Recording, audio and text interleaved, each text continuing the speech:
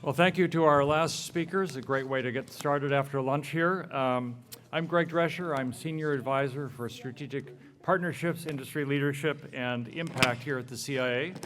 And it's my great pleasure to introduce our next session, part one of Celebrating Solutions from the Plant Kingdom. We should also mention that the mushroom people have their own kingdom, but we're just going to say plants generally. When we launched Menus of Change 13 years ago, we defined the mission of this program as focusing on the business of sustainable, healthy, delicious food choices. With our partners at the Harvard Chan School, we developed the 24 principles of healthy, sustainable menus, which have helped to support innovation in menu development and operational strategies all across our industry. It's always heartening to go into operations. I've been in many, many universities across the country, and there's our Menus of Change poster on their wall, inspiring menu development. So that's been great to see over the years. But at the heart of these 24 principles is a key imperative to shift to plant-forward, to plant-rich dietary patterns. This insight has informed much of our academic innovation and thought leadership work in recent years. Together with our partners at Google, we have developed an online, on-demand, plant-forward kitchen training and certification initiative that's rich in video content and have additionally filmed and photographed best practices in plant-forward cooking around the world, from Korea, India, Vietnam, and Mexico to Greece, along with such city locations as San Francisco, Los Angeles, New York, and London, and we're just getting started. So please take advantage of all this fabulous video content, the Plant Forward Kitchen training course, which is available to your staff. I mean, this is clearly the future, which is what we're going to dig into here, and it's an imperative that we all have to embrace and move forward on. The plant-rich dietary shift will also take center stage in the upcoming fall release of Eat Lancet 2.0 Commission Report, which will give us an unprecedented, comprehensive, evidence-based roadmap for food system change at global level with deep relevance and respect for the diversity of regional and local contexts. So for this reason, we're going to dig into, as we start this session, first the science, then hear about the development of actionable translation strategies for food service, and then immediately following this session, we'll enjoy a culinary demonstration to bring these foods and flavors and ideas to life. So to lead off our session, please welcome to the stage our moderator, Fabrice DeClerck, Science Director of the European-based EAT organization, as well as all of our panelists. Thank you.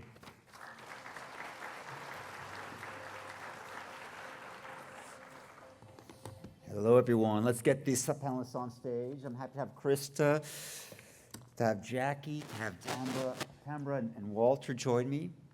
I know that we gave a shout out to lunch in the previous session, but if anything, for me, what a great lunch that requires no label except for delicious. And I think this was my first engagement with Greg. He reminded us when he was talking about healthy, sustainable food systems, not to forget the delicious. And I think you guys proved your point once again today. I'm Fabrice DeClerck. I'm EAT's Chief Science Officer. I'll be playing a dual role today, both setting an introduction, but also moderating our panel. And what we want to do in this session is to give you a bit of a sneak peek in terms of what's coming up with the 2025 Eat Lancet Commission, which will be releasing in October of 2025, so October 2nd and 3rd. Have Walter speak a bit to the health impacts of that commission, and then I'm joined by three panelists who I'll ask to introduce themselves when they speak about how we're working to create some of these risky, safe spaces to really dive into, I think, the contentious issues, but the solutions that allow us to address these major challenges. Here they all are. Great. So I often like to start with this image, and for me, it's an image that portrays many things that we've been talking about this morning. It represents for me joy. It represents for me the compassion we're talking about. It represents diversity. Maybe now is a good moment to remind ourselves that diversity and inclusion and equity has never really hurt anyone. And that as chefs, I think we all understand the value of diversity and bring diversity into our programs. The second thing that I wanted to do before I got any further is to tell about a story when I was about this age. So I'm a Belgian immigrant, grew up in Los Angeles, California, moved here in 1984. Mike Charles, are you in here? Did you leave, Mike? Our poultry farmer? So as a Belgian Walloon in particular, and I don't know how the people doing sign language are going to translate Walloon, our national animal was the chicken. It's a rooster, just like the French one. Right? It's a red chicken on a yellow flag.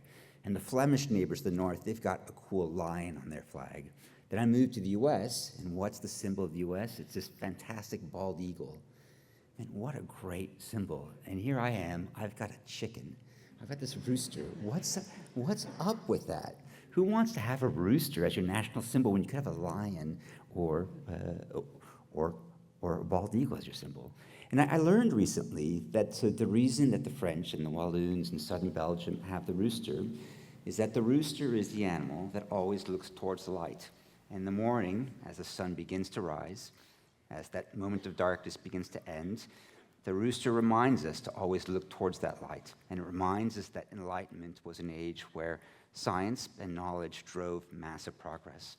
And so again, encourage us all here today, what Walter will speak to today, what we're trying to do with the Commission, is to provide the evidence that drives the kind of action that you and your communities really are helping us to implement. And what I will want to emphasize in my comments today is that while Walter and I can provide the evidence that allows you to make courageous decisions with confidence, it is really the decisions that you are all making that are fundamental to the well-being of these kids that we've been watching. The things that keep me up at night and that really concern me, and again, there was Nelson spoke to this when he gave his presentation about school meals in New York, is about the tremendous opportunity, but I would also say the tremendous responsibility that we have in terms of the actions that we take on a day-to-day basis. Walter works on dietary health. I tend to work on environmental health with Johan Rockström, the other co-chair of the Commission. And I think what concerns us is recognizing that we're in this new geological era that we call the Anthropocene. And what's important about the Anthropocene is that the decisions that we are collectively making on a day-to-day basis now have planetary scale impacts. We used to be able to talk about environmental challenges from a local or regional basis, but now these decisions have planetary consequences. And we see this with climate, which I think you're all quite aware of. I want to share with you a couple of slides in terms of, or one slide here, excuse me, with a couple of figures about what this means, particularly for me working in environmental sciences, and the need for us to begin to bend the curves on multiple environmental trajectories. So by bending the curves, we have a good example. We bent the curve on ozone in the 1970s, 1980s through collaboration across science, industry, and policy. But we're not yet bending the curves on multiple other major environmental challenges. The second figure in the top, freshwater resources per capita, continue to decline. Los Angeles, where I grew up, Sao Paulo, Chennai in India, Cape Town, all cities that are confronted with acute water challenges. 80% of freshwater consumption is used for food production. On the second row, dead zones, these are the number of affected regions. Dead zones are areas and coastal areas. Dead zones are coastal areas where there's been significant nitrogen and phosphorus pollution that causes algal blooms that then removes all the oxygen from these regions. We used to talk about a dozen of these events in the 1960s. We're now talking about more than 600 annual events in 2020. Food systems and the nutrients that we use to produce food are the primary driver, 90% of these dead zones. Forest loss and biodiversity loss, the two other figures that we have here. 80% of biodiversity loss is driven by the loss of land, the loss of habitat, fragmentation of lands, primarily for food production. And then climate, which is in the bottom, greenhouse gas emissions, CO2 emissions, which the food system accounts for just 30%, and it's what we spend a lot of our time talking about. One of the things that we will point out in the 2025 Atlantic Commission is that when we look at all 9 planetary boundaries, 6 of which are transgressed, the food system is the primary driver of 5 of 9 planetary boundaries. So the actions that we take today, collectively take, particularly in the food system, currently are accountable for that challenge, but have become a major opportunity space for resolving and providing solutions. So I want to emphasize here's really the importance of your work and the responsibility as well as the opportunity that we all have. What are we trying to do with the 2025 Commission? Our objective is quite bold, but we're trying to define the guardrails, the evidence base that allow people working across the food systems to take bold actions with confidence to make healthy food accessible to all, produced, processed, distributed, and consumed fairly within planetary boundaries. And I'm now realizing that I've got a screen right here under my notes as well.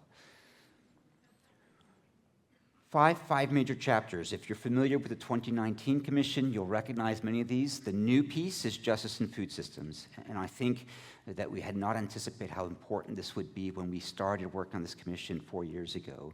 But recognizing, proposing, identifying for you the social foundations for just food systems and proposing to you a just boundaries or just guardrails, again, to allow you to think and to act about how we can increase justice in food. And a lot of that also recognizes that without making impact on the environmental challenges of food, that we are superimposing or imposing environmental challenges on those who are most marginalized and most least able to react to these environmental challenges. Second, healthy diets, and Walter will speak to this in just a minute. But I think, one of the big reveals, which isn't that big of a reveal, is that the evidence is even stronger than in 2019, that we had it right. And so in this age of chaos, in this age of change, in this age of environmental change, we hope that you find stability and reassurance in, again, the consistency of these results. The third piece, food system boundaries. We covered 5 planetary boundaries in 2019. We're going to cover all 9 in this edition and provide you, again, with guardrails for all 9 planetary boundaries and remind you that 5 of 9, again, are primarily driven by food. Our food system modeling ensemble has gone on steroids compared to the 2019 edition. We now have 10 global modeling institutions, the same institutions that produced the IPCC results, that all collectively have modeled and looked at what are viable system pathways to healthy, safe, and just food systems. And finally, we end by proposing a series of 28 specific solutions that can be acted on to help to bring us back within planetary boundaries and ensure healthy diets to all. But this last one I think is important because I think it's where we as scientists feel rather limited. I think we feel quite confident to provide advice on what is a healthy diet, what are environmental limits, but when it comes to solutions, I think it's the interaction with you guys and other food system actors that really become fundamental, and where we as scientists, I think, step out from being behind this podium and really need to become greater participants with you in identifying those solutions. And here, again, I really want to recognize the work that the CIA and the Means of Change program has done specifically to create a space where science and action can interact together. Finally, I wanted to conclude that what I'm hoping by all this is a greater recognition that if I'm going to invest in anything, I'd rather invest in Nelson's work. I'd rather invest in the school meals that allow us to prevent many of the health and environmental challenges we're confronted with. And my hope, Philip, I'm really sorry, with your hospital meals, is that I don't have to invest in your meals and I don't have to taste them. But I think what we don't recognize enough is that the work that you do as chefs and culinary professionals is fundamentally the work of healthcare professionals, is fundamentally the work of environmental care professionals, and that your work in helping us to avoid these major environmental challenges, these major justice crises, and these major health challenges is really a fundamental part of building a better future together. So with that, I'm going to hand over to Walter and then to our panelists and build up some conversation. I do have the magic iPad with questions. We are going to leave time for questions, so please do, if you feel motivated, post your questions, and we'll call on you as we head towards the end of the session.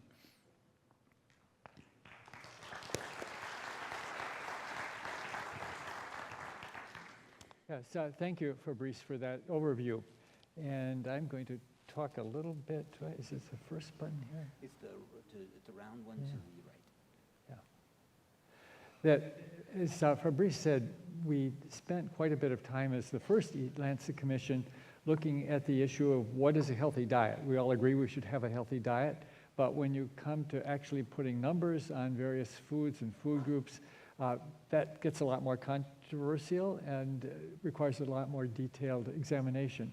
So our commission, in a subgroup assigned to defining a healthy diet, spent about 3 years coming up with a simple plate. Like, you might say that that's not much to show for 3 years, but it did require quite a bit of effort.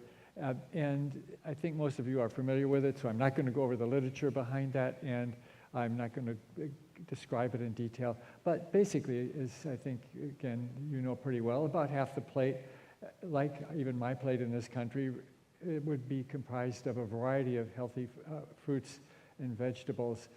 Grains should be whole grains. Major protein sources should be mainly plant sources, but with modest amounts and flexible amounts of animal sources of protein. Of course, the oil should be healthy plant-based oils primarily rather than animal sources of fat. And sugar is okay in small amounts, but indeed keep it small. After all that work, and we published the report in 2019, I realized that a lot of this can come down to something pretty simple instead of numbers and ranges for each of those categories. And this is something I used to think about my diet during the week and from day to day. It is 1 + 1, and that's pretty simple. About one, in terms of major protein sources, about 1 serving of dairy a day and 1 serving of something else, another animal source protein, but keeping red meat not more than about once a week, but flexible amounts of poultry, fish, eggs on other days. And of course, this should be on a base of nuts, soy, grains, fruits, vegetables, as we already talked about. And this can be called a flexitarian diet because it is flexible. That is a good description, I think. If you want to be a vegan, you could do that. If you wanted to be a lacto-ovo-vegetarian, that's an alternative too, but still emphasizing healthy plant sources of protein. Now, what we've been able to do since the publication is go back and take that description of a healthy diet quantitatively. We have numbers behind all of those amounts there shown on the plate, and look in our large cohort studies that include several 100,000 participants followed for now almost up to 45 years. We could, for each time a person reported their diet with our extensive questionnaire, we could rank their diet in terms of how closely it adheres to what we call the planetary health diet, or this pattern described by the plate. And so that's what I'm showing here, based on close to several 100,000 people. About 54,000 had died during that period, so we had a lot of evidence from this follow-up. And we could then look at the relationship between how closely they adhered to the diet and total mortality and cause-specific mortality. And as you can see on top, each step toward a healthier diet, toward better adherence to planetary health diet, is associated with a lower risk of overall death. And the top 10% compared to the bottom 10% had about a 30% lower overall mortality. That was women at the top, men at the bottom, basically same pattern. So a couple basic takeaways here is that it's not all or nothing. It can be stepwise, and each step toward this planetary health diet is related to better overall mortality. And we looked at cause-specific mortality, and every single major cause, cardiovascular disease, pulmonary disease, cancer, neurodegenerative diseases, each one of those was related to lower overall cause-specific mortality with the highest adherence to the planetary health diet. So what we can show here is major benefits. And many other studies now are looking at this and basically finding, wherever we've looked, better overall health with greater adherence to the planetary health dietary pattern. We've also been able to, using the same data from our cohorts, this is specifically the Nurses' Health Study, population of 62,000 women across the US, we could look at the environmental impacts of the top 20% compared to the bottom 20%. And there are major benefits in terms of environmental impacts, about a 30% lower greenhouse gas emissions from the food system, not the total greenhouse gas emissions, but basically 30% of that 30%. And fertilizer use, substantial reduction, and cropland use. This is really important, and that's been mentioned earlier today. About a 50% lower cropland use with just being in the top 20% of the planetary health dietary score. And that's really huge because that could take the pressure off of cutting forests down across the world. And probably keep some room for reforestation and other use of land as well. And some reduction in irrigation water as well. So of course, the reason we're coming together is to look at translation. And interestingly enough, the planetary health diet fits almost perfectly with a traditional Mediterranean diet, which again has this whole body of literature that's documented how healthful that can be. But that's just one example. And the fact that we've looked at the data from around the world and looked at it piece by piece, we can see that that healthy dietary pattern can be represented by diets from around the world. This, for example, is a Mediterranean, not a Mediterranean diet, that's deep in my brain. This is a Vietnamese diet, and full disclosure, it's Greg's wife's restaurant that put this meal together. But you can see a wide variety of vegetables. The major protein source here is as much of Asia as soy food. Little tweak, the white rice is whole grain rice. And Mai says that's going over really well with her customers. This is an example from West Africa. If you haven't had it, that sweet potato peanut stew on the top, it's spicy and a wonderful dish, almost a whole meal in itself. An example from Costa Rica. So what we can say is there really is a triple win here. In the report, we talked about a double win, health and environment. The triple win here, we've heard that word lots of times, delicious as well, and that's so important, as others have said. One point I would just like to add, though, if we look at the United States specifically, the average numbers just don't provide the full picture here. This is looking at overall mortality across what's been called the 10 Americas, mainly described by race, ethnicity, and where you live in the country. And there's a 15-year difference in life expectancy, with actually Asian Americans and Latino Americans having the best life expectancy, and Native Americans the lowest, and African Americans living especially in the South have also very poor life expectancy as well. So this really does trouble us in public health. Our aim is that everybody should benefit from the knowledge we have and be able to have long and healthy lives. So I know we'll talk more about this, but that's an important element, and justice is going to be a very important of the Eat Lancet Commission coming out. Thank you. Thank you, Walter. I think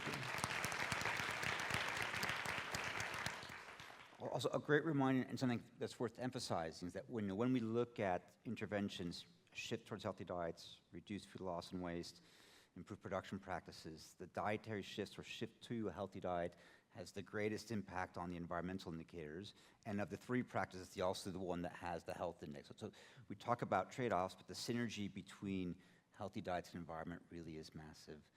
Tambra, can I turn over to you, and I'll let you introduce yourself and speak to the work that you're doing in bringing culinary diversity to the table?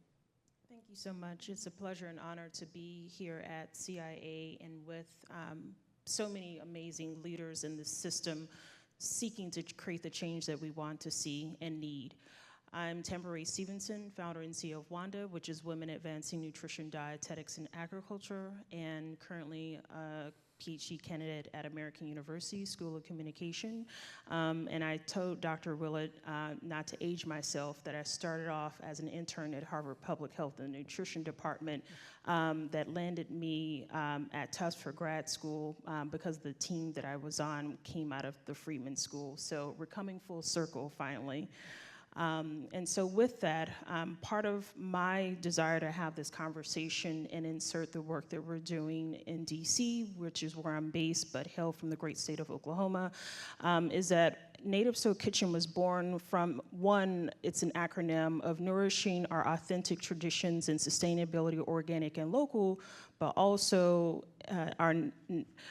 nourishing our African diasporan traditions of spirituality, oneness, and love. I think sometimes we forget the importance that we're not just feeding people, but we're nourishing them. That what we've learned through the pandemic is that community is medicine just as much as our stories are medicine and our food is medicine. And that became the essence of our tagline, come back home. Come back home to mom, come back home to love, come back home to Africa. Because what we've seen in this disconnection in the food system and within our just culture is that we have disconnected ourselves to our cultural identity by way of food.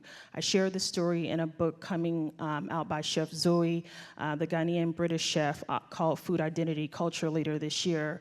But Native Soul Kitchen became an opportunity to begin to teach what I did not see in my nutrition classes, which is Pan-African nutrition education. I know that here at CIA, we're pushing for culinary education around the African diasporan foods, but when we think about our nutrition programs, they also lag behind, and that means there's an opportunity. And so being someone who loves community health and community education with the adult learners, I brought Native Soul Kitchen to parishes, to worship centers, like the Masjid Muhammad in Washington, D.C., which I partner with Oatway's African Heritage and Health Program. We had an embedded journalist from Washington Post, and they were able to track the women and men who were in that program. Because there was so many number of women in the program, it became very clear about why they wanted to become a part of this change within themselves and within their communities. And so I will just give one example. We were having a conversation about Africa, and this was at a time where my father had passed. I did not reconnect to my African roots, which goes back to Fulani Nigerian. And as we're mapping out where everyone is from, they were like, well, have you been? And I was like, no. And then the sunken feeling came into me of like, how can I authentically tell this story and connect if I've not made that trek myself? And so I made that my destination, that as an educator, our students educate us just as much as we educate them. And so I had to live my authentic truth and make that journey. And so by doing that, I was able to give more into the classroom. And so we had a conversation over white rice, black rice, red rice, pink rice. And so one of the women was like, you know, my boyfriend, he's not liking this changing the white rice conversation. And I said, well, sometimes when we elevate, if people don't come with us, we must leave them behind. So let's just say that relationship didn't last. But at least she has her health right, you know? You want to meet people who are in alignment with you.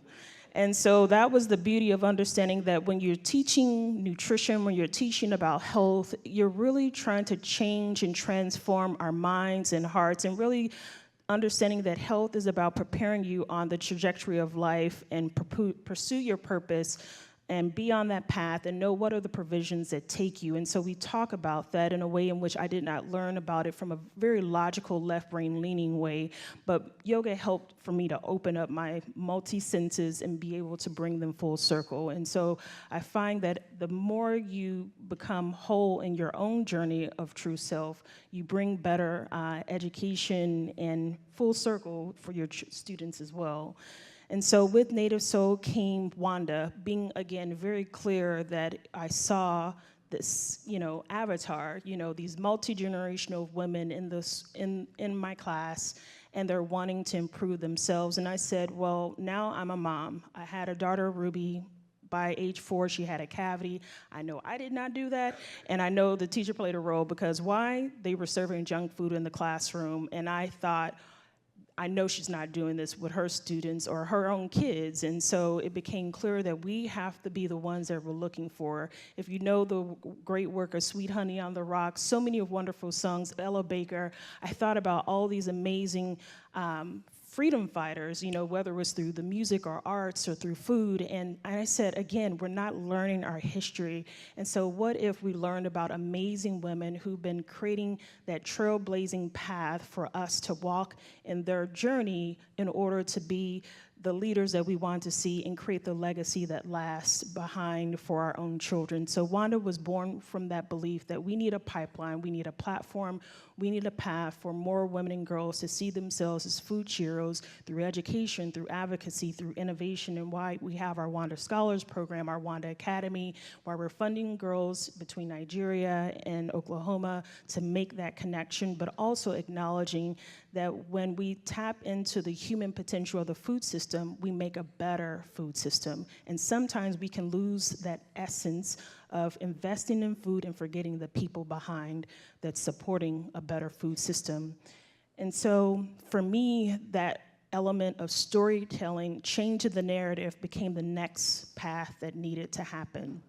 I had the honor and opportunity to be approached by Eating Well to do a guest features editor piece around African heritage diet as medicine, how Black food can heal our community. And when we think about, yes, we need the science, we need the research around the health benefits of these foods, and someone needs to fund Dr. Willett to make that happen, and have those longitudinal studies in Africa and in the diaspora, because the data equals dollars, and if we don't have the dollars, we can't pay for the programming and promotion and to help elevate the health of our communities.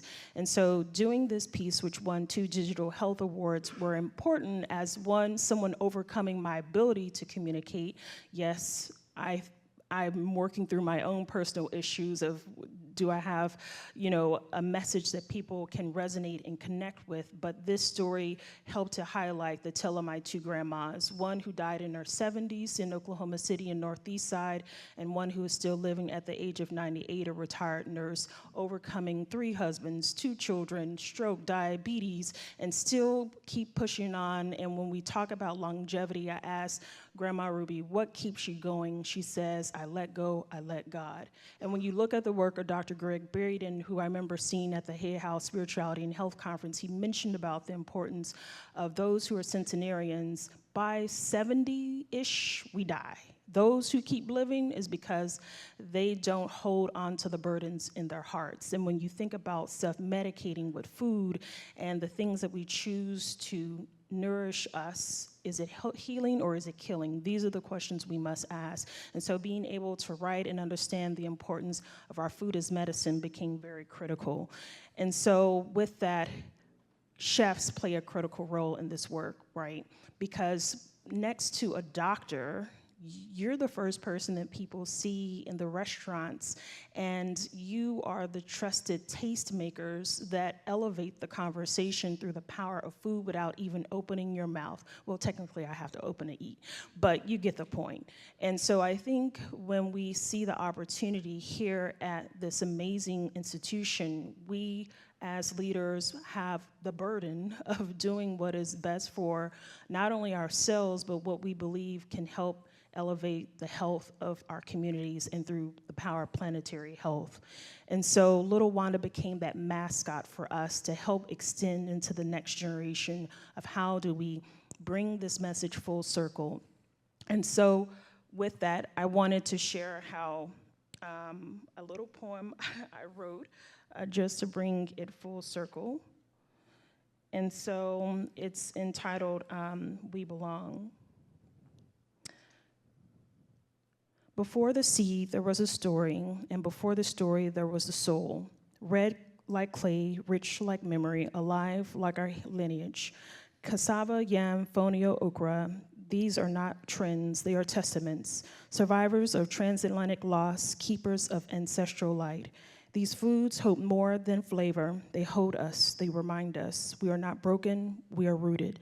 It is time to proclaim what was ours all along. That's why I built Native Soul, a place where the pot stirs our purpose, where we remix the food story and season it with soul, science, and sovereignty. Because healing starts when we remember, when we return. I reclaim our food to restore our health, to break the generational change of disease, because it was never just about what we eat. It is about what we lost and what we must restore. And that's why I planted the seed of WANDA from the heartland of Oklahoma to the motherland of Nigeria, to honor the legacy of our foremothers, to raise a new crop of food heroes, bold girls and women with tools in their hands and purpose in their hearts. WANDA is not just a name, it's a movement, a sisterhood of the soul and soul, where we grow our own food, write our own policies, and tell our own stories, because there is a danger in this single story of wellness, a story that forgets the wisdom of the village and that erases the bitter leaf and glorifies what's been rebranded but once belonged to us. That's why our storytelling, advocacy, and research must be as rich as our stews. We must write the next chapter with our own hands. Our foods are climate smart, our dishes are data backed, our traditions are tools for planetary health and generational wealth and cultural resilience. We study what our grandmothers knew intuitively. We name what they were never allowed to call science. We advocate for their labor is not lost. and lives on and lives on in policies and plates. And now we gather this Juneteenth at our sisterhood supper, not just to eat, but to elevate, to turn collards into conversations, a goosey into empowerment, and recipes into revolution. We bring women to the table who were once kept outside the room. We honor the ones who stir at the pot in silence, and we now pass the mic because we belong at the table. In fact, we are the table. We tilted, taught it, fought it, and now we feast with purpose. Every time we gather, we grow, we reclaim, we bloom. Thank you.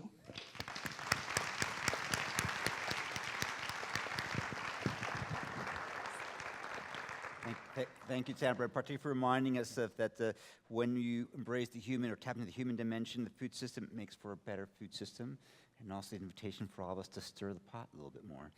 Jackie, over to you. You're going to be speaking to us about the business case you've been working on for food systems actors, and I think moving from theory to real practice. Boy, that's a tough act to follow, Tambra. That was beautiful. Oh my goodness. Yeah, I'd love to talk a little bit about some emerging research on translating the planetary health diet for food service operators. And so there's several opportunity areas. We'll just get to scratch the surface. But I'll begin with food procurement. So here you see some data from a study that I led in collaboration with the Menus of Change University Research Collaborative called the University Procurement for Planetary Health Study. And here we worked with 20 universities to evaluate a year's worth of food procurement data and try to understand how current food purchases aligned with the planetary health diet. And so here you see the results. And the planetary health diet thresholds is that dotted red line in the middle. And interestingly, what we saw is this procurement data mirrored pretty closely the national trends that were presented in the 2019 Eat Lancet report. We see an overrepresentation of red meat, beef and pork, as well as other animal proteins like poultry and dairy, and an underrepresentation of those amazing, healthy plant-based foods that we love, the whole grains, the fruits and vegetables, and legumes and nuts. And so we wanted to understand what would happen if these institutions were to actually align their procurement with the planetary health diet, with these guidelines. And so we did a modeling study and found, probably not surprisingly, some very substantial reductions in greenhouse gas emissions, substantial improvements in nutritional indicators, in this case the Healthy Eating Index, and that's a 100-point index, so almost 20-point increase, which is quite substantial. And then interestingly, for a subset of universities that provided us with their food cost data, we actually found an almost 10% reduction in food costs in the planetary health aligned scenario. And so actually that was such an enticing finding that we'll be working with the MCURC to do a little bit more digging into the potential economic benefits of translating towards more plant-forward procurement. And then lastly, we wanted to understand what are some of the factors on the ground in these institutions that might play a role in promoting more plant-forward procurement. So three factors really rose to the top as being the most influential. The first was having a nutrition or sustainability target for procurement. So universities that had an established procurement target for nutrition or sustainability had more plant-forward procurement. Staff support emerged as a really important factor, particularly around the implementation of more plant-based and plant-forward foods. And then also, as we probably would imagine, lower customer demand for meat was also associated with more plant-forward procurement. And so the next opportunity I'd like to highlight is around translating the planetary health diet in the food environment, and particularly thinking about choice architecture strategies that can at least preserve, if not enhance, customer satisfaction while also advancing these plant-forward initiatives. And so this is data from a study that was recently published by me and my Stanford colleagues, looking at a reduction in the serving size of meat at a university burrito bar. So this was quite a simple intervention. We just took a 4-ounce scoop and substituted it with a 3-ounce scoop at this burrito bar, and found that that successfully reduced the amount of meat that was served by about 18%, and had no negative impacts on customer satisfaction. They were equally satisfied with their dining experience. But importantly, in another dining hall and another experiment, we tried to push it even further and reduce the 4-ounce scoop to a 2-ounce scoop. And in that situation, we actually did see these backfiring effects where then people were asking for additional meat, and it actually did not end up reducing the amount of meat served and significantly decreased customer satisfaction. And so I want to note that although these are examples from universities, there's a lot of research out there that shows that these strategies, essentially the protein flip, what we've been talking about for many years, are impactful in many different dining environments. And so this study is looked at fine dining, worksite dining, and self-service restaurants, and found that very similar shifts, these modest reductions in meat and displacement with healthy plant-based foods, also reduced the amount of meat that was served without negatively impacting customer satisfaction. In fact, in the worksite dining scenario, they actually increased customer satisfaction by focusing on the taste and visual presentation of the plant-based ingredients. And so in summary, we have a number of easy wins and very implementable strategies to translate the planetary health diet in food service operations. We're seeing that these gradual shifts can be impactful, and maybe sometimes more than dramatic shifts. But particularly as we've talked again and again about the importance of the tastiness and attractive visual experience. And we're showing that these changes not only have these positive impacts for the climate, for human health, but maybe a quadruple impact now, which is also a potential reduction in food costs and certainly a maintenance of customer satisfaction with an emphasis on deliciousness.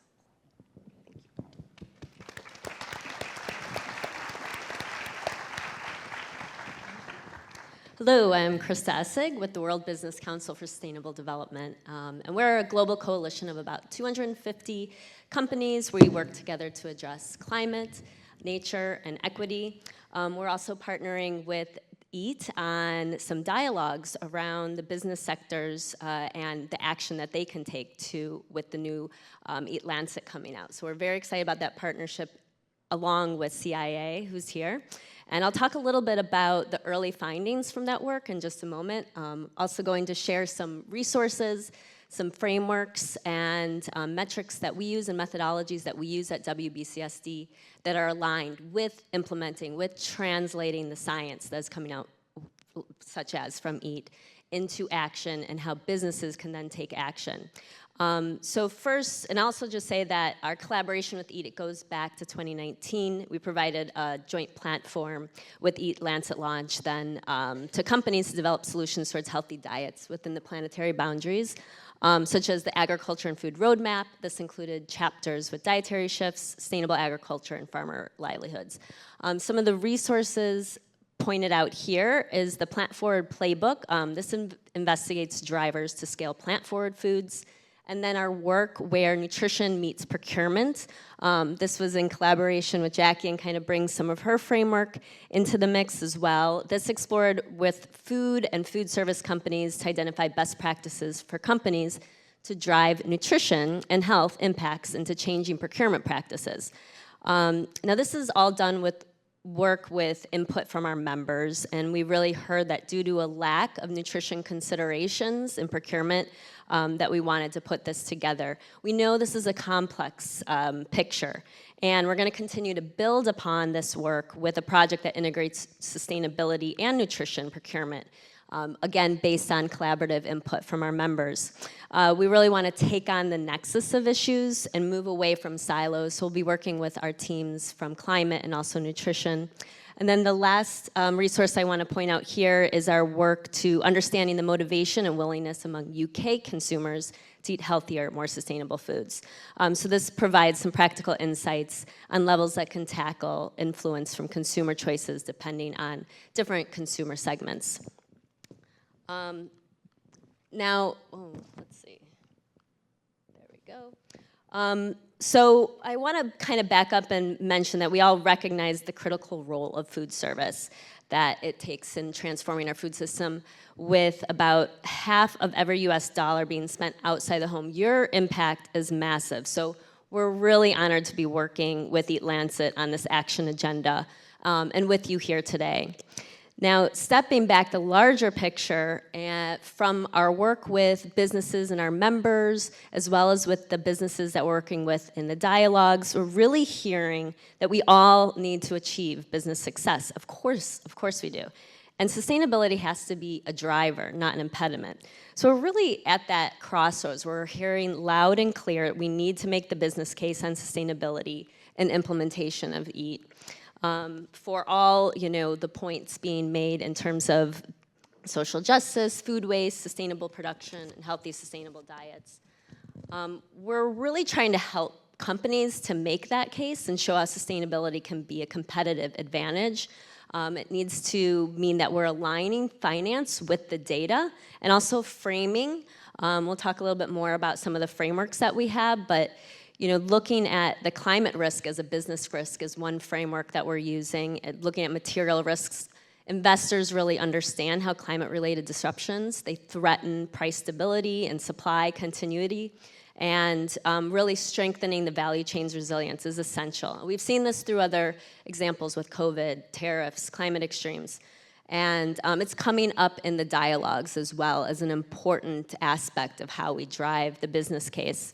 Some other frameworks of interest I want to mention are on data and framework alignment across businesses as well. Some of our most well-known frameworks is the Greenhouse Gas Protocol with WRI to reduce emissions and reductions in scope 1, 2, and 3. We know this is a challenge a lot of you are facing, and it's really a pillar of work across sectors. And then in terms of some other metrics and methodology alignment in the agriculture and food space, we recently published the regenerative agriculture metrics. This aligns nearly 1,100 food value chain companies and stakeholders. We also provide metrics and methodology alignment on issues such as human rights, ESG disclosure. We also are hearing, both in the dialogues and also within our businesses, we know as regulations are shifting, this is a big challenge and it needs to be addressed, and we need to kind of come together to understand how we're going to shift with the changing times and regulations. And then kind of connected to that, I mentioned already, but overall, there's some really interesting early findings that are coming out, and they kind of touch upon a lot of things that we've been saying on this group, this panel today. So I just want to highlight those, one being training capacity. What was one of the top things that we hear over and over, and that was mentioned many times today, and also including cultural food integration, to your point about how do we, train and make sure we integrate and celebrate our cultural foods. Again, making the case, the business case, this needs to be done for leadership support as well, but also measuring our success, so using the data that we can and what data specifically to make that case. We also need to use behavioral sciences for menu design and structures, labeling, and consumer engagement. We need to align our guidelines and set sustainability targets by using established metrics. So again, there's this alignment around metrics that we really need to move towards and that we're hearing from businesses, so they're not doing it differently for all their different customers and in different parts of the world. Decision-making needs to be data-driven. We can also use technology for this as a solution, and we also need to identify collective action opportunities, especially across value chains where we can work together. And last, support policy drivers as well. And I'll just leave with some points that I want to make to drive home again that sustainable food has to align with the business bottom line needs, also known as financial performance, and this is what we're hearing really clearly and want to be able to support. And I'll also say for the business case, this is a statistics from Meslansky, they're a communications and research firm that we work with, which I think is really poignant, is that 75% of Americans believe companies have a responsibility beyond serving shareholders to make a positive impact on the world. So let's do that. All right. I'll pass it back to you, Fabrice.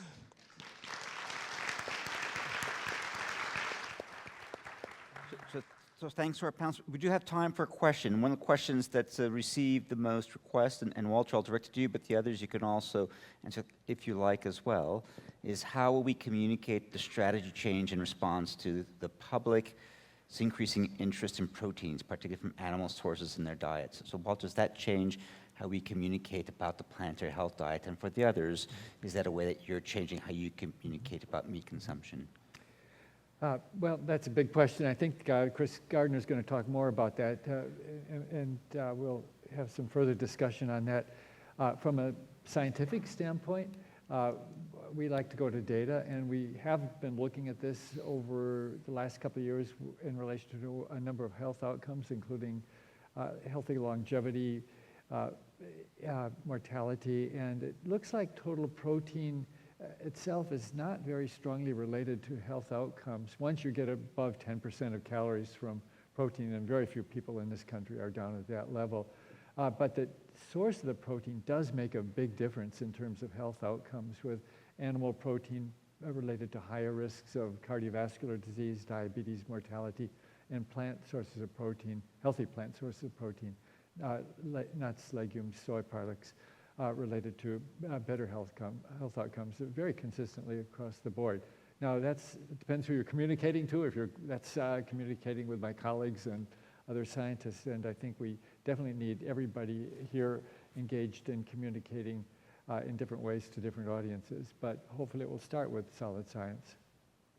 I'll just jump in and say this is why we created Little WANDA, because while we can logically understand the science of protein, yet we are missing the part of that we have a high illiteracy rate in this country when it comes to just even numeracy, and so being able to use culturally relevant characters and content that really convey a message that even a 5-year-old can understand, that every culture has beans and grains in some capacity, making complementary proteins, but to visually see that and using the power of digital storytelling can land the plane a little bit better. And so I would say that there's a place for Little WANDA in this conversation. Thanks, Tambra. Tambra, I'm going to turn to you in just a minute to introduce the Chef Roshada, but I want to signal a couple of invitations. There were several other questions that were on there. Walter, myself, and the panelists were here today as well as tomorrow. Please don't hesitate to come up to us and ask questions about either the commission or the work that we're doing. We are launching Atlantic Commission in Stockholm on October 3 and 4, and you're all welcome to join us in Stockholm. And as Christa pointed out, we are working with 10 communities for action: farmers, chefs, restaurants, food service, food retail, food manufacturers, in an effort, so someone asked about communication challenge on the commission, but in an effort to get the community to speak for what they're doing in relationship to healthy, safe, and just diets, in the words of frontline actors. And so if you're interested in that, please don't hesitate to come up to see Christa or Raye. Walter? Now, can I just add one very brief comment? But yes. In my talks, actually, I give all the numbers and things. When I show those pictures, actually, that's where people really get it. And that's exactly what we're going to do right now, right, Tambra? Move away from the talk into bringing a kitchen on stage. Thank you so much. And so we're going to shift our conversation to a wonderful West African culinary demo with Chef Roshara Sanders and Michelle Kwa, a student here at CIA. So stay tuned. We're going to feature red, mango fonio salad, and sovolo, which you'll have an opportunity to taste after the demo as well. Great, thanks, Mark. Thanks, everyone.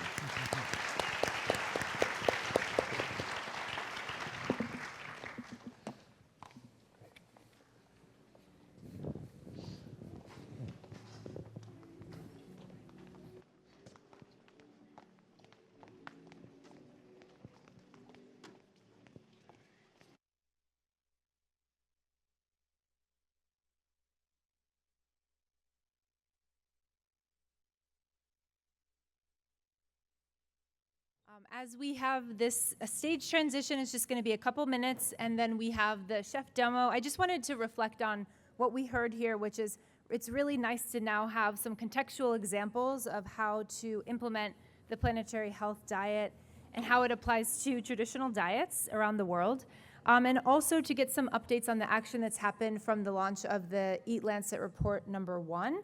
And what to expect with the 2.0 version coming out in the fall. And I think what's really beautiful about this transition that we're having, and thank you for the stage magic, the patience here to get this going, is that we're connecting science and evidence to culture, food culture, and the food experience. And this is a really wonderful way to also see how nutrition guidance and science can help guide inclusive health strategies and also support environmental sustainability. So in a moment here, we will actually come on to the stage, Chef Rashara and Michelle, who's a current student. Yeah. And we're going to invite Tambra back on here for a, you can see little WANDA moment here. So I'm going to give them the floor, and thank you for staying on. We will, they will have 20 minutes for this demo, and we'll head into a break next.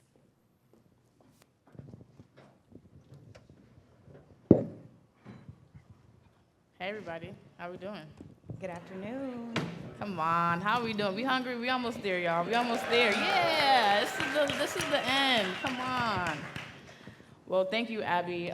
Again, I am Chef Rashara Sanders. I'm an assistant professor here at the Culinary Institute of America, and I want to introduce my previous but great student, Michelle. Hello, everyone. How do you say your last name again, Michelle? It's Quao. Wow. Like See, wow with too the many K in students, front. too many. Wow, because she's amazing. So me and Michelle, yeah, come on. She's one of the best. She's one of the best. Me and Michelle are here with Tambra. We really want to kind of bring you 2 dishes today that you will be able to try right after this session and tomorrow. We're doing a dish called Red. It's Ghanaian because Michelle's from Ghana.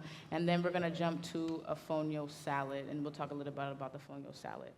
So before we get into the demo, first of all, why are we doing Red? I am an assistant professor here, but I have been tasked with the responsibility to create the cuisines and cultures of Africa and the diaspora concentration here at the CIA. So my head's been in the diaspora. I've been learning a lot about food, and while I was teaching culinary fundamentals, I gave my students a challenge.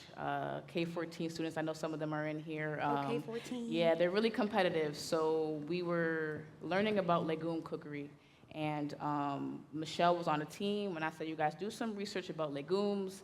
You can choose black-eyed peas, kidney beans. I gave them different variations of legumes to choose from. You guys are gonna come in and do a competition. And whoever wins the competition gets extra 5 points for the day or something like that. Michelle came in with smoked turkey, collard greens. She wasn't supposed to do that, but she came and she went above and beyond, and obviously her team won for the day. And then when she presented me this dish called Red, I said, that's Hoppin' John's. And she said, what's that? That's not Hoppin' John's. This is what we call Red in Ghana. So I said, we have to do this dish at Menus of Change because it bridges African-American culture with the African culture together. So that's why we're presenting you this dish called Red. Yes, so, Thank you. thank you, Chef. Yes, so like Chef Bro was saying, the moment I heard it was a legume challenge, the first thing that came to mind was Red. We love Red in Ghana. Typically, it's sold like in the morning time. All dishes are sold in the morning time. So about 1 o'clock, everything is pretty much sold out because the roosters are croaking at 4 a.m. You can't sleep past a certain time in Ghana, so then that's just how things are. So this dish came to mind, and I just decided to showcase my culture. Any moment that I have to do that, I will do it to the best of my ability. And I had other team members that also brought in their culture. We did this plantain fritter, and that was like a Costa Rican flair to it. So I just try to incorporate different cultures into the dish. And the collards that we're gonna be adding today was something that, why not? Because Chef Ro was telling me Hoppin' John's, it's similar to Hoppin' John's. I said, well, we can go ahead and fuse that because in Ghana, it's typically just sold as the beans and the plantain. That's where the name comes, Red. So the red palm oil, and then when you fry plantain, it turns like a red hue color. So that's where the name comes from. So And then the smoked turkey is just for flavor. you just always have to, add a little Get razzle the turkey dazzle necks to in things. there. Yes. All right, so I guess we can start with the dish. I'm gonna Yes. turn your palm oil up a little bit. Yes. Okay, so go ahead, Michelle. How are we gonna do this? Yes, so I went ahead and put my palm oil into the pan. It is a saturated fat, so at room temp, it will solidify. The moment you put it into the pan, it will liquefy. So I got that going already because I needed it to melt a little bit. And then I go ahead and put my onions, julienne cut red onions. You can do white onions, red onions, it's your choice. Along with the oil, you can pick whatever oil you'd like, but the palm oil adds a nutty flavor that just makes it red. Like, you can't serve red without the palm oil. It's in the name, you know what I mean? So, but you And, can and choose. if you're from Latin America, you might hear dende oil. So if you know dende oil, this is what we're talking about. Yes. So what else we got? So I also have some bay leaf and some thyme. I'm gonna go ahead and put that in now. As Chef Bro would say, she would say, you have to bloom your spices in your oil to like release the flavor. So I'm doing that now, and I get a little sizzle in the pot. So that's doing its thing. And after that, after the onions begin to caramelize, I'm going to add what I call the Ghanaian mirepoix. You know, I'm gonna coin it, but it's really West African cuisine. It's always onion, ginger, garlic. That goes in everything. Like 80% of dishes will have that combination. But today is gonna be the Ghanaian mirepoix, you know what I'm saying? So we got go ahead, yes, We also Tambra. call that the Holy Trinity. The Holy Trinity, yep. So Tambra, you've been to Ghana. Yes. Have you experienced red? Can you tell us about Most your definitely. experience? So first, little Wanda wants to tell you something, Michelle. Yes, Miss Wanda. Aquaba is welcome in Ashanti in Ghana, and so I had the pleasure of going with little Wanda last October to Ghana for the African Nutrition Society Conference, which I'm the North American rep for. And so it was one, to also see my stepfather in Accra, but also to be able to be in Cape Coast and see and enjoy such culturally flavorful, healthy, planetary approved dishes. And so the beauty of Red is that not only is it just healthy for you with the black-eyed peas that truly cross the Atlantic, but also it's climate smart foods as well with the fonio. And so when we think about a nice complementary protein, we're demonstrating it right here. Absolutely. Aren't we, little Wanda? And also with beans, it's so filling. You know, by the time you're finished eating this dish, it's like a battery pack. And like I said, in the morning, that's when they typically eat it because people are on the way to work. They're trying to, you know, get something quick. And they serve it in like a beautiful banana leaf. And you just on the go, whether you're on the tra-tra, which is like our form of transportation. It's like a bus, and it stops for a couple of seconds. You hop on, you hop off, and then you just keep going. Yeah, we It's, actually had it for lunch yesterday, and I could barely get to my car. It was definitely filling. The black-eyed peas just stick to your ribs, so absolutely. So what else we got? We got the Ghanaian mirepoix that you're going to coin. You're going to give me 10%. What else we got in there? And so, got to get my coin, too. What else? yes. So after the mirepoix goes in, it's going to caramelize a little bit, and then you're going to add in your diced tomatoes. Some people use canned tomatoes, crushed tomatoes, whatever kind of tomatoes. I typically like to lean on Roma tomatoes. They're sweeter in flavor, and when they're ripe, they're very juicy. And so as they continue to cook, the sweetness comes out. And it pairs very well with the mirepoix, because the mirepoix has spicy notes from the ginger and the pepper, so it all comes together. And you know, with time, African cooking is all about time. Your mom could start cooking at 1 o'clock. It's not gonna be ready. Just get a snack. Don't ask. Like, steal a piece of meat from the pot. Just keep it moving. Like, just, you know, like that's just how it is. Absolutely. So that's gonna go in.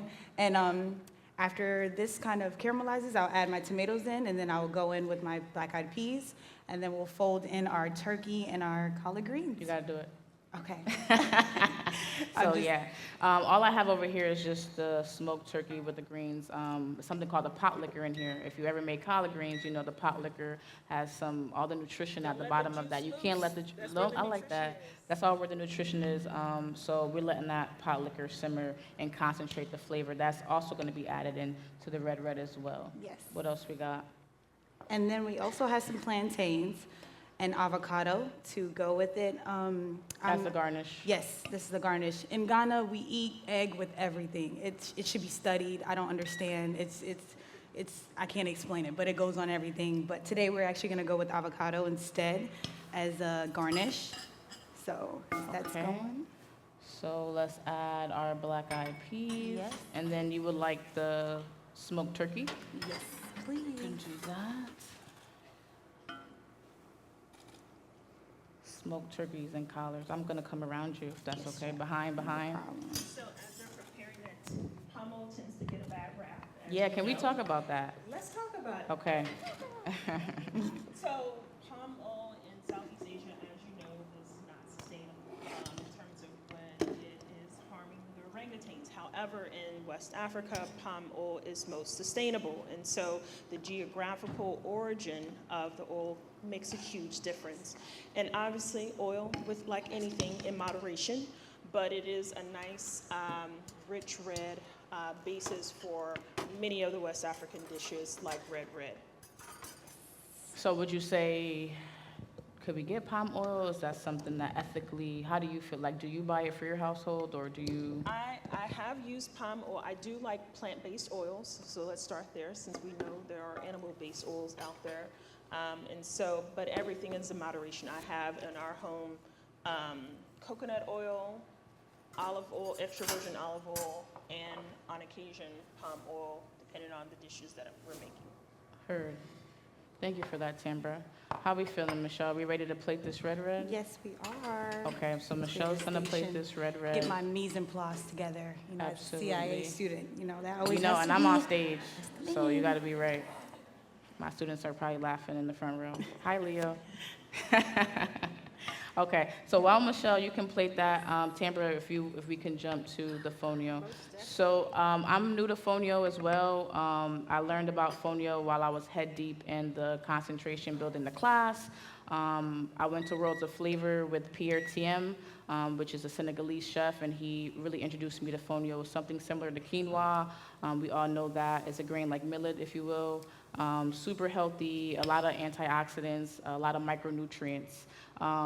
So I was like, this is pretty cool. Then went down a rabbit hole, and the Dogon people of Mali used to say that this is the seed of the universe. So that just took me on another rabbit hole. So it was about spirituality and its connection.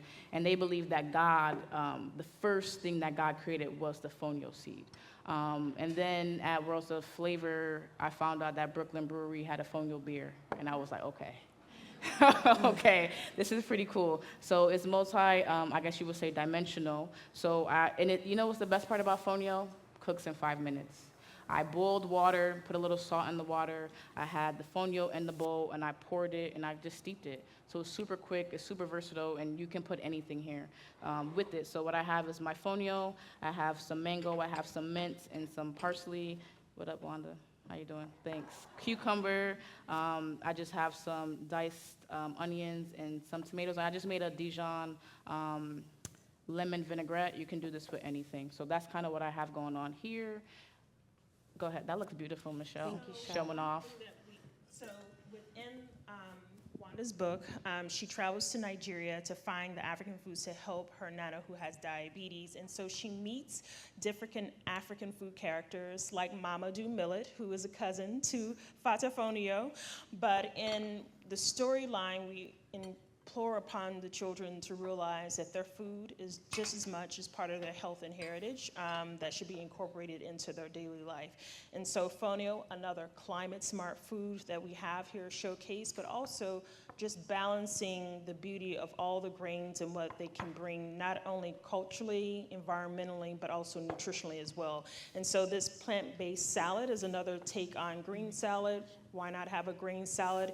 You can always overlay if you need additional protein with some black-eyed peas or any other kind of legume or pulse to add to make those complementary proteins. And so in this case, we're substituting it for mango. And so what do you think about that, little Wanda? That's cool. So like I said, 5 minutes, easy, something cool to show off to your friends. And, you know, the thing I like about this is, you know, we always teach about quinoa and other grains, but it just gives the African continent a seat at the table, as you so eloquently said during your panel. Eaters, readers, and leaders. Absolutely. And the fonio salad actually reminds me of a dish in Ghana called acheke, which is actually it's mostly eaten on the border of Ivory Coast. Yes, because Ivory Coast is, they take the dish, but you know, we'll let them have it. My parents are from like the western region, and that's Exim, so I'm in Zima, and it borders the line, and we eat acheke a lot. That is like, instead of rice, we eat it.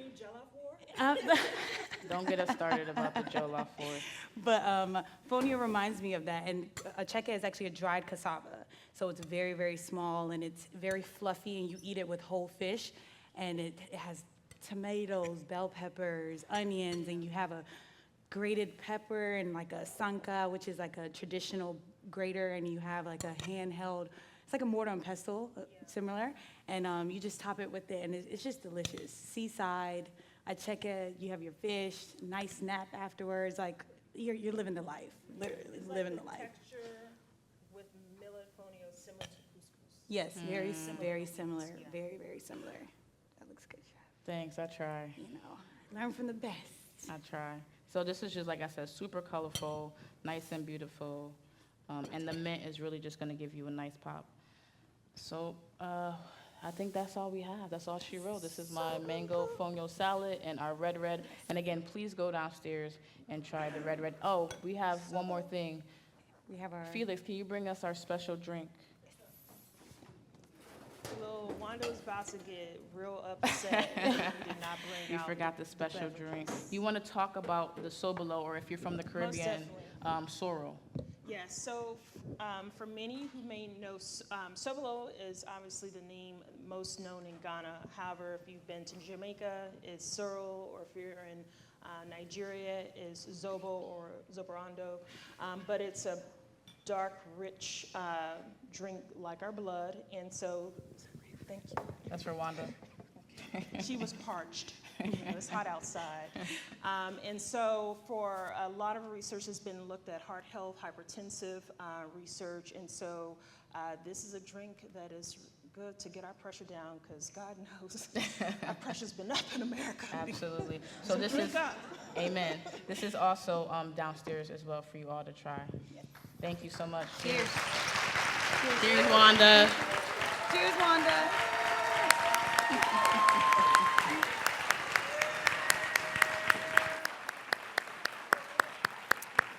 Amazing. Thank you all. Thank you, Michelle. Thank you, Chef Ro. Thank you, Tambra. Thank you, little Wanda. And what I love about this is really, this is a reminder that we're not just making menus, we're feeding people. And food is about heritage and health, as Tambra said, and this is a really beautiful demonstration of that. So thank you to all of you. I'm going to now send you off. You have a refreshment break. Please don't get up yet. There's a couple directional things. And you're welcome to stay up here if you want, or just head on down. Actually, if you guys want to head on down, then you'll be ready for everyone to meet you downstairs. So as the chefs mentioned, the red and the sobolo will be downstairs for you to try. The mango fonio salad will be at the Thursday reception. So you'll get a chance to try these creations. So what we have next, the recipes are on the Summit resources, so be sure to look for that. Plant a commitment sometime between now and tomorrow morning. We're going to check in on our forest again, and you'll find QR codes around that. What is up next is a refreshment and networking break that will lead right into your breakout sessions. So for the breakout sessions, if you signed up for A1, Inclusive by Design, you're right here in this theater. For guidance on ethical sourcing, you are going into Roth Hall for the Wine Spectator classroom. For the heirloom corn session, you'll be in the Danny Kaye Theater, and we have CIA staff as wayfinders, so don't worry, just ask and they'll tell you where to go. A4 for the campus tour will meet up in the Ecolab Admissions Theater, and Defining Deliciousness is in the Blackberry Farms Theater, which is also in Roth Hall. So after you enjoy some refreshments, head outside if you're heading outside. Otherwise, come here to the theater for A1. And after the breakout sessions, we have a opening evening reception at 5 p.m. And there's an array of delicious food to expect there, featuring our bronze and gold level sponsors, as well as 2 CIA faculty spotlight recipes as well. So please enjoy. We will meet back here all together tomorrow morning at 8:30, so please take your belongings and enjoy the rest of the day. Thanks.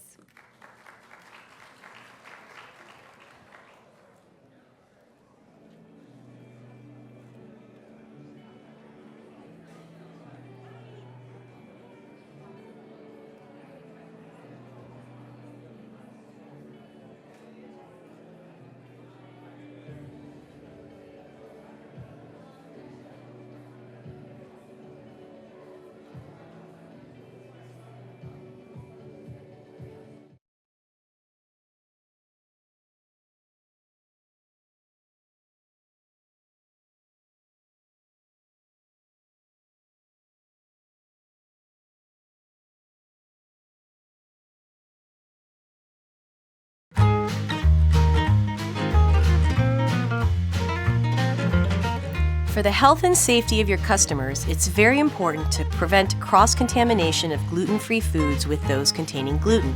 So why gluten-free? The gluten-free category is more than a $100 billion industry that grew 10% over the last year. Gluten-free is the third most popular health claim on menus today, and 1 out of 5 people today eat gluten-free for various reasons. As a chef, you can help these customers stay safe while still enjoying their favorite foods. Here, we'll share some tips to become a safe dining space for customers who can't eat gluten. These suggestions are based on industry best practices and are not all-encompassing or a substitute for internal research and training due diligence. To start, let's talk about preparing and cooking gluten-safe. Before you begin preparing gluten-free foods, make sure everything is clean and sanitized. Clean and sanitize all work surfaces and equipment. Wash all tools and pans. Thoroughly wash your hands, and put on a new pair of gloves before prepping gluten-free foods. To prevent cross-contamination, make sure to designate tools and equipment for gluten-free foods only.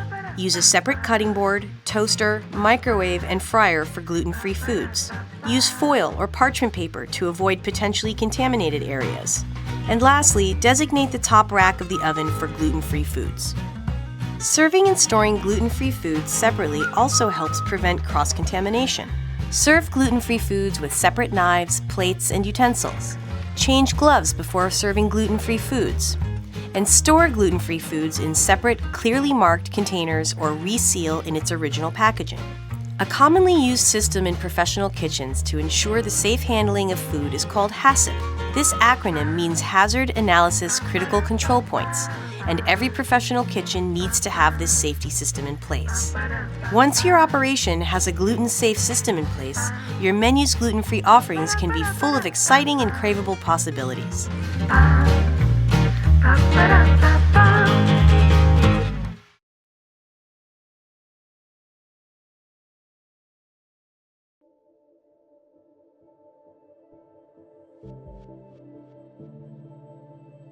At Google, we want to help drive Googlers towards a more balanced, wholesome food choice architecture.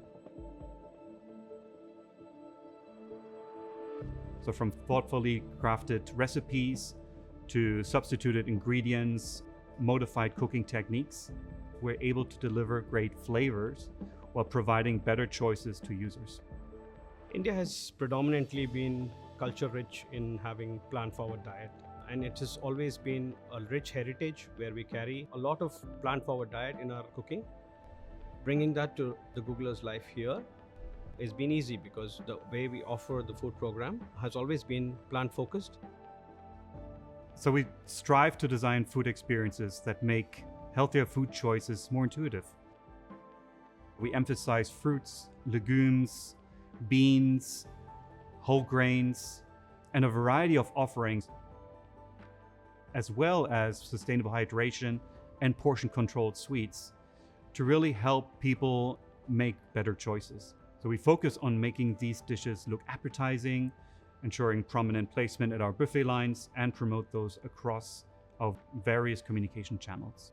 We have sustainable hydration as the first thing you see when you walk into a cafe, into a micro kitchen. When you open your coolers, you see freshly squeezed juices at eye level. Then non-sugary beverages, and only hidden the sugary beverages for those moments when you do want them. But overall, it is really focused on sustainable hydration. So the food team works to build such practices into the design of the program itself. We prioritize healthier eating by excluding palm oil or palm oil made products in our cooking. We also look at addition of ghee by giving it separately to the users to choose to add it to their dish. There are certain dishes that we might have to use that, but we use it sparingly so that we give them a healthier choice. Our menus offer a wide variety of whole grains, millets, unpolished white and red rice, as well as the brown rice. We use them into our dishes ranging from breakfast till the evening snacks. Just by alternating the core ingredient and reducing the GI content, we give them a healthier choice to make from. The right spices and the right balance is what we try to keep with the core recipes. For us, it's always about keeping these 3 mantras in mind. Spice it up, Spice it up by using bold flavors. Use the spices to create bold flavors in your cooking. Create layers in your cooking which give you different flavors. Use local seasonal produce and innovative ways of cooking. The produce that is grown across regionally, pick that up and use them in your daily menus so that you are as close to making the freshest produce possible. Create to bring in old favorites with newer cooking techniques to enjoy the culture-rich foods that we prepare.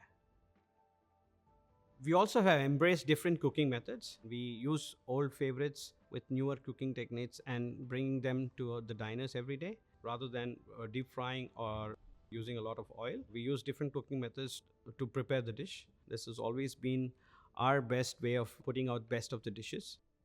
We have also received a lot of positive feedback regarding such inclusions in our menus. The most popular ones are the millet dishes from the breakfast, the millet halim that is offered as a local specialty, the umami mushroom burger that we offer, and also the millet garlic fried rice. We also use strategic signages across the buffet line so that we educate the users of the choices that they are making and picking up the right grain versus the white polished grains. Waste prevention in our kitchens is a top priority for our chefs. And we focus on that through the lens of data-driven decision-making. Our chefs track the waste that gets produced in our kitchens, and that data helps them to make decisions around changes to the recipes, on changes to cooking volumes or methods that lead to reducing the waste even before it reaches our buffet lines. Gen Zs and millennials have quite a nuanced and multifaceted view towards the role of food and healthy and sustainable eating, and how plant-forward diet and the role of food contribute to overall well-being. Influencing factors like social media, sustainability concerns, and the need for personalization plays a big role in their choice on what to eat on a daily basis. Many Googlers across the company are very keen to learn more about the food that they consume in the office. We want to help them to make more conscious food choices, to introduce different dishes, plant-forward alternatives, and nudge them into more plant-forward methods of dining. We've seen a lot of changes over the past years, and predominantly a real focus on personalization, drive to sustainability, to making conscious food choices that help them at being better, healthier today and over the long term. So we recognize that there's a global health challenge like obesity, diabetes, and cancer. And our food program takes it as a responsibility to make thoughtful choices to address those challenges through a balanced plant-forward diet. We have successfully managed to address some of these challenges by adapting diverse tastes while maintaining a healthy balance and ensuring our offering resonates with everyone. And through that, we celebrate cultural traditions and see food as a way to bring people together, to enhance productivity, and to support our overall company culture.